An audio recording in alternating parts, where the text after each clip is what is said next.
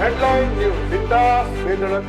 વડોદરા મહાનગરપાલિકા municipal commissioner અને વડોદરા રેલવેના ડિવિઝનલ રેલવે મેનેજર દ્વારા બુલેટ ટ્રેન કામગીરીનું સંયુક્ત નિરીક્ષણ હાથ ધરવામાં આવ્યું હતું. વડાપ્રધાન નરેન્દ્ર મોદીનો ડ્રીમ પ્રોજેક્ટ એટલે બુલેટ ટ્રેન.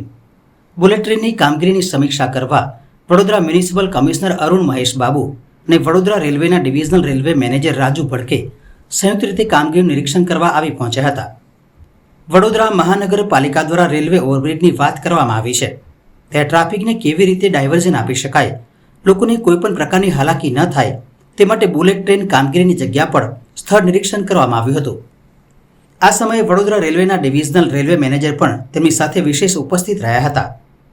સાંભળો શું કહેવું છે મ્યુનિસિપલ કમિશનર અને વડોદરા રેલવેના ડીઆરએમનું.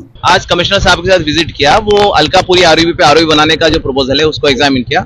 साथ ही अभी ओवरऑल ट्रांसपोर्टेशन यहाँ का कैसे मूव हो और लोगों को कन्वेंस कैसे बढ़े उसके ऊपर भी हम एग्जामिन कर रहे हैं. આ તો ભારત સરકારની બુલેટ ટ્રેન પ્રોજેક્ટની લેન્ડિંગ સ્ટેશન છે. લેન્ડિંગ સ્ટેશનમાં ભારત સરકાર બનાવવાના છે. High speed railway network project બનાવશે.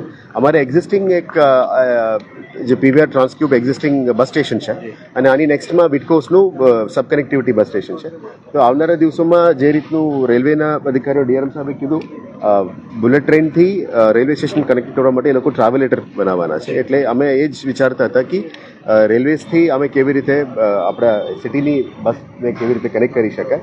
અને બુલેટ ટ્રેન ટુ રેલવે અત્યારે કનેક્શન થઈ રહ્યા છે અને ફ્યુચરમાં bullet train station, railway station અને આપણે બસ ટ્રાન્સપોર્ટ સિસ્ટમ આ ત્રણને કેવી રીતે કનેક્ટ કરીને આવનારા મુસાફરી માટે સુવિધાઓ કેવી રીતે થઈ શકે. કદાચ એમને રેલવે સ્ટેશનની અંદર વેઇટ ના કરવું પડે અથવા બુલેટ ટ્રેનની અંદર ના વેઇટ કરવું પડે તો બહાર શું શું સુવિધા થઈ શકે. ફ્યુચરમાં આવતી આજથી 20-25 વર્ષની સાથે પ્લાનિંગ, ફોરવર્ડ પ્લાનિંગ કરવું પડે એ બાબતનું અમે ચર્ચા આવનારા દિવસોમાં કરવાના છે.